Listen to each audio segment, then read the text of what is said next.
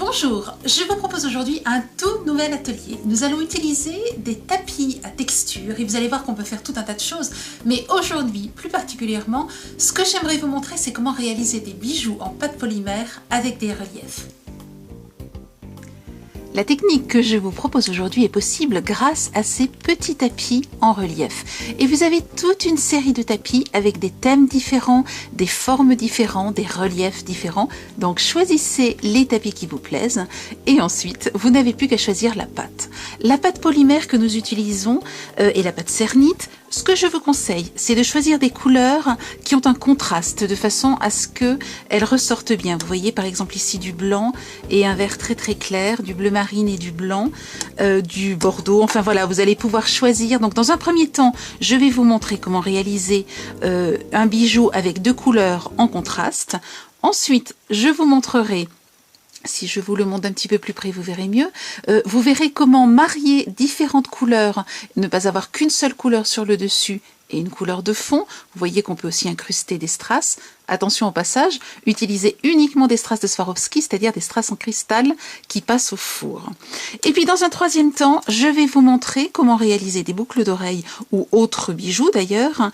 Ce qui est important là, ce que je vais vous montrer, c'est que vous allez pouvoir faire le recto et le verso, les reliefs des deux côtés en un seul coup de main. Pour le premier modèle que j'aimerais vous montrer, ce sont donc deux couleurs bien contrastées, blanc et bleu marine. J'ai choisi mon tapis et je vais commencer par préparer le support. Nous allons faire un pendentif en utilisant deux emporte-pièces ronds, un petit, un grand. Je commence par bien travailler ma pâte de façon à pouvoir bien l'étaler et lui donner la forme que je souhaite. J'étale ensuite ma pâte avec mon rouleau acrylique. Je vais utiliser donc ceci, donc je vérifie que j'ai suffisamment de pâte et je vais laisser ma pâte de côté le temps de travailler mon relief. Tout simplement parce que je veux qu'elle durcisse un petit peu. Nous l'avons ramollie en la travaillant dans les mains. Maintenant, on aimerait qu'elle durcisse un petit peu. Je la mets donc de côté et maintenant je m'occupe de mon tapis.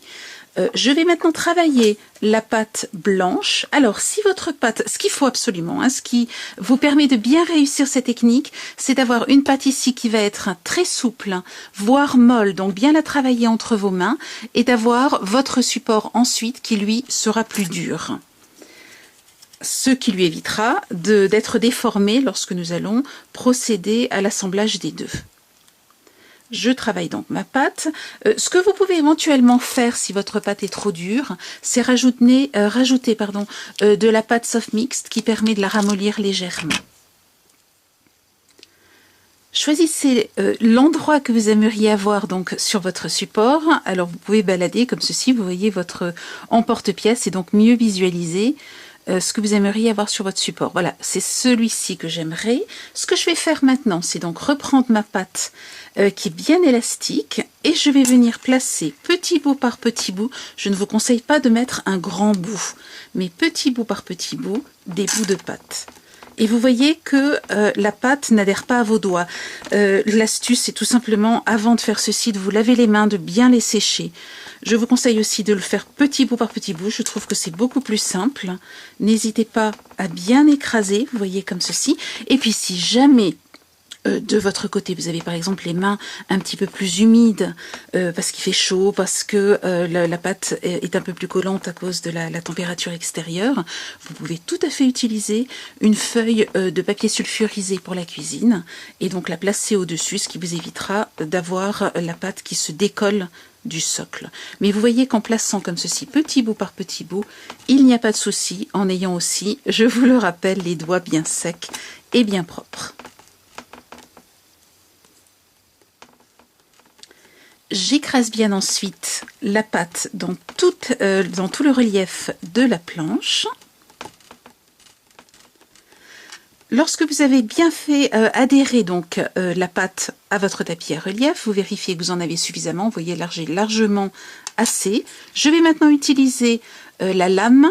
Attention, un côté est coupant, l'autre côté ne l'est pas. Vous prenez le côté coupant et vous allez bien l'appliquer à plat sur la planche et tirer la planche. Alors ce que vous pouvez faire, vous voyez là j'essaie simplement pour le début, voilà, de pouvoir tenir ici mon tapis tout en coupant vous êtes à plat, donc vous n'avez pas de risque. Et puis au besoin, vous verrez qu'on peut s'y prendre à 2 fois. Vous allez tirer comme ceci la lame vers vous. Vous voyez, je tiens avec 2 doigts. Alors, je ne sais pas si vous le voyez. Je tiens avec ces 2 doigts et je tire avec ceci. Vous pouvez aussi tout simplement placer de l'adhésif ici, ce qui vous évitera de devoir tenir votre tapis et de pouvoir donc tenir la lame comme ceci plus facilement.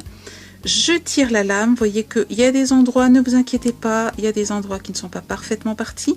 On va le faire en 2 fois. Je retire ceci. Vous voyez que là, c'est déjà bien parti. Maintenant, j'ai de quoi bien tenir et je continue. Je vais comme ceci enlever toute l'épaisseur et ne garder que le relief.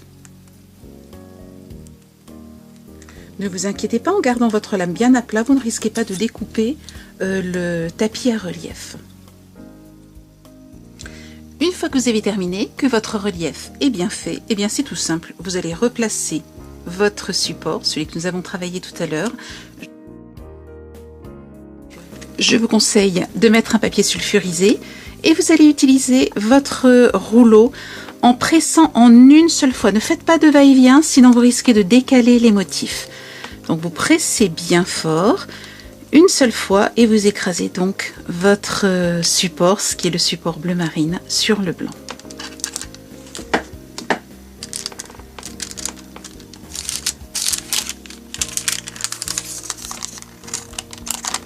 Et vous voyez, votre relief s'est placé sur votre support. Il suffit maintenant de reprendre donc votre emporte-pièce, de choisir là encore où vous souhaitez placer donc les motifs, d'écraser.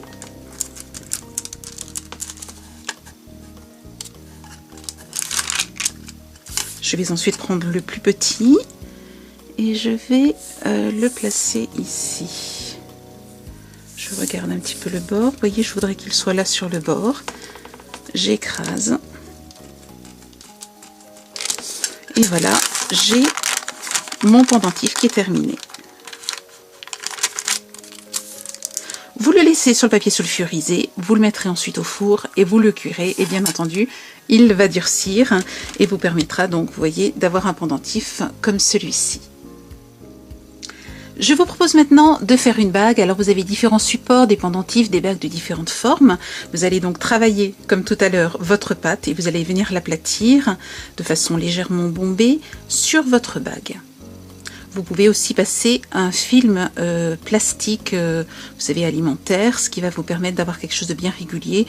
Mais voilà, vous pouvez aussi le faire comme ceci à la main. Et vous voyez que j'ai quelque chose de bien bombé. Si vous voulez garder cet effet bombé, il va falloir que votre pâte soit bien dure, parce que sinon, lorsque vous allez appliquer les reliefs, vous allez écraser votre pâte. Donc il faut que votre pâte soit dure, ne la mettez pas au frigo, sinon elle va créer une légère pellicule donc d'humidité et l'adhérence se fera très très mal. Donc laissez-la simplement refroidir, maintenant que vous l'avez travaillée avec la main, laissez-la simplement refroidir à côté sur votre plan de travail. Nous allons maintenant travailler ici différentes couleurs. J'ai choisi du rose, du blanc, un petit peu de bordeaux et du bleu. Allons-y gaiement, nous allons jouer avec plusieurs couleurs. Je vais donc, alors j'ai vraiment pas besoin de beaucoup parce que vous avez vu que ma bague n'est pas très très grande. Je ne vais donc prendre que de tout petits bouts et je vais les travailler bien entendu pour qu'ils soient bien souples entre mes doigts. Une fois que vous avez travaillé vos différents petits bouts de pâte, vous allez pouvoir, comme tout à l'heure, donc déjà choisir l'endroit que vous souhaitez et ensuite mettre des petits bouts de pâte de différentes couleurs, les uns après les autres, comme je l'ai fait tout à l'heure. Ça, c'est une possibilité. Moi, ce que j'aime bien faire, c'est associer tous mes petits bouts de pâte ensemble. Donc, je fais, vous voyez, de tout petits bouts d'un, peu importe s'ils sont réguliers ou pas. Je termine par le bordeaux. Et je vais les retravailler ensemble, ce qui fait que j'aurai des couleurs, comment vous dire, plus diffuses. J'aurai moins des taches de couleurs bien isolées les unes des autres. Vous voyez, je travaille comme ceci et je vais de nouveau assouplir l'ensemble de mes couleurs et je vais ensuite venir appliquer. Alors je vais choisir ce petit coin là et j'écrase donc mes petits bouts de pâte et vous voyez que j'écrase qu'un seul petit bout de pâte mais qui contient toutes les couleurs. Je vous le redis, c'est très important, les doigts doivent être bien secs pour que la pâte n'adhère pas aux doigts, mais adhère bien au tapis. Je presse bien. Je tiens mon tapis de découpe avec mes doigts. Je vous rappelle, vous pouvez aussi mettre un adhésif. Je pose ma lame bien à plat. Et tout en tenant le tapis, j'utilise les autres doigts pour descendre la lame, simplement du haut en bas et surtout pas de gauche à droite. Voilà, je n'ai pas besoin de deuxième passage, c'est parfait. Je vais maintenant tenir dans le creux de ma main. Alors je réfléchis, vous voyez l'ovale est dans ce sens-là. Je tiens dans le creux de ma main ma bague. Alors ici, elle n'a pas beaucoup eu le temps de refroidir, mais nous allons quand même le faire comme ceci. J'écrase légèrement et vous voyez, je vais remonter les bords puisque c'est dans le creux de ma main. J'essaie d'avoir une pression égale de tous les côtés. Et je tourne très très légèrement comme ceci, de façon à ce que tous les bords adhèrent bien. Et je vais soulever.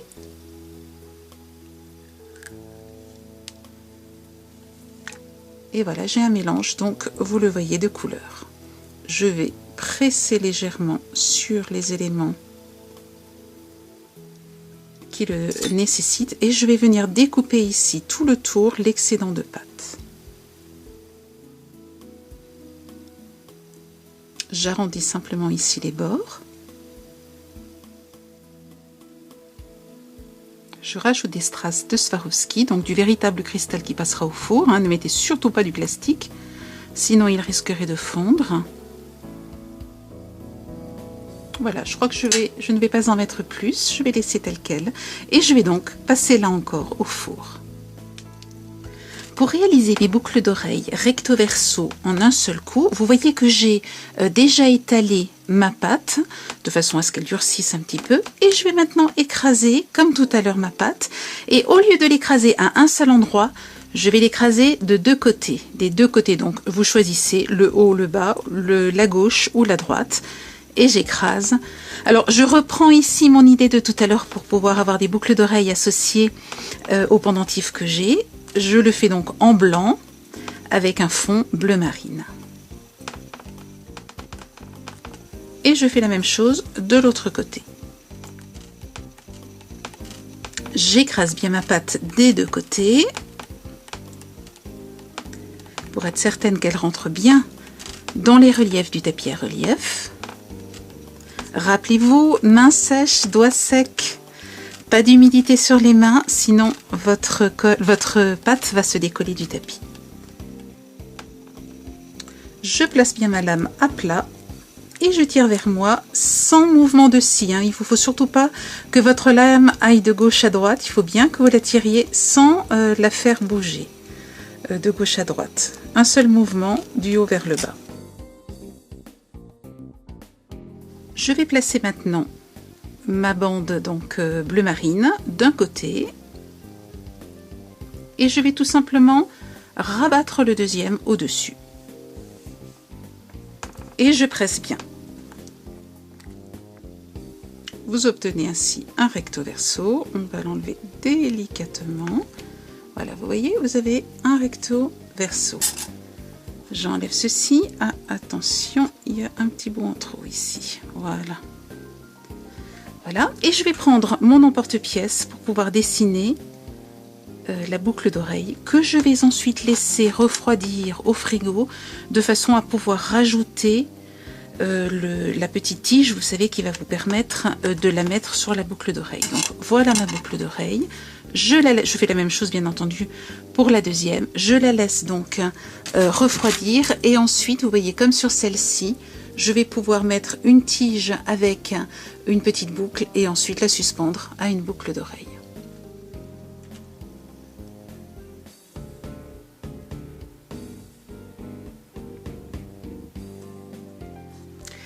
Une fois que vos créations ont cuit, bien entendu, elles sont dures. Ce que je vous conseille ensuite, c'est de passer un vernis, donc soit vernis brillant, soit vernis mat, à vous de choisir. Pour cela, ce que vous allez faire, c'est donc après cuisson, vous allez placer 3 couches de vernis, 2 à 3 couches de vernis, en attendant 1 heure entre chaque couche. Une fois que le vernis est bien sec au toucher, vous replacez vos créations dans le four pendant une quinzaine de minutes à 110 degrés et vous avez ainsi une protection parfaite de vos créations. Il vous suffit ensuite de rajouter des anneaux, des boucles d'oreilles et vous avez ainsi des bijoux uniques et personnalisés. Regardez un certain nombre d'autres créations que vous allez trouver sur le site, dans les tutoriels. Vous aurez ainsi toutes les étapes de création.